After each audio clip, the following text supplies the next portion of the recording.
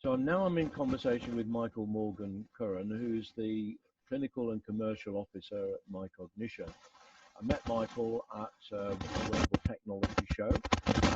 I'm going to give him an opportunity now to say a little bit about himself and MyCognition and the work that they're doing within the COVID-19 situation. So Michael, how long have you been involved in healthcare? Goodness me, David. I started back in 1991, so I've been around quite an extensive time now, having worked for some of the major pharmaceutical and life sciences companies internationally. And over the last 8 years, I've been more focused on digital healthcare, mobile healthcare, helping organizations develop and scale technologies to meet the needs of patients. Okay. So digital healthcare is a relatively new concept. Digital technology has been around for a while, but digital healthcare has been around not quite so long. So what was your early involvement in digital healthcare? Yeah, so when I worked in innovation with a company called AstraZeneca, we were exploring new ways of improving access to data, capturing data, and improving the experience of patients while on certain therapeutic products for AstraZeneca. So that's where we cut our teeth in digital technology, SIM-enabled technology to measure and monitor vital signs and remotely monitor patients at a distance. So they were very, very crude, but they were certainly the precursors to what we tend to see now. And MyCognition, how long have they been around and what do they do? Yeah, so MyCognition has been around now for about 5 years. We're very much an R&D based company, and we're focused on people's mental resilience and cognitive fitness. And we're the only company in the world that's actually developed an app which is listed as a medical device to treat and correct cognitive impairment.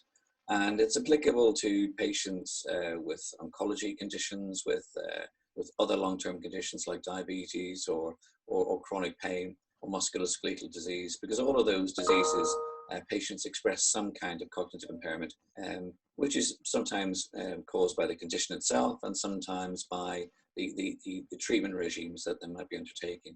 So we as a technology company have developed this app that treats and corrects all of that. Okay, and you've got clinical approval, FDA approval, is that? Or? Yeah, we do. We're regulated by the MHRA as a class 1 medical device. So we're CE rated. We're not 510K listed yet, but that's in our plan to do that. We really launched our app about 18 months ago. So in the space of 18 months, we've got through all of those regulatory barriers. And in fact, we're embedded now in NHS care, managing people, supporting the management of people with long-term conditions like diabetes and a few others as well. So we're doing quite well in terms of our trajectory. That's fantastic. As I had a conversation with Liz Ashall-Payne, you may know of Orca, and we both agreed on the importance of having clinically validated applications, because there are a lot of solutions out there, as Liz suggested. Maybe 85% of the applications that people are promoting are not validated, and in some cases may even be dangerous. Yeah, Liz makes a really good point there, actually. Consumers are exposed to a lot of different apps, thinking that they will do X, Y, and Z. But as you say, there's no clinical data behind them to support those claims. And so many of those will remain in the consumer healthcare space, worried well, wanting to try them. But if you're a clinician or you're a healthcare provider and you want to look at a digital therapeutic, then you have to make sure that application is regulated. And we've gone through that process to ensure that we are. And we work very closely with Liz at Orca, in fact. And in fact, when you look at the registry of apps that she has, ours stands out as one that has got medical device approval. So yes, we're all working collectively together to make sure that people understand and differentiate very, very carefully when making decisions about the treatments and content that patients might be exposed to.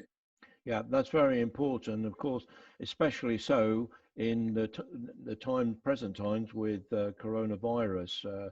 And it's likely, as we discussed yesterday, that there will be quite a big impact on mental health and of people as a result of coronavirus, both those working in the health sector and ordinary citizens. No, you're absolutely right. We should never underestimate the impact that, you know, these isolation measures and these different working conditions are having on people. I mean, there are lots of vulnerable people in the community. The government obviously earmarked or identified 1.5 million that need to medically isolate now for the next 3 to 4 months.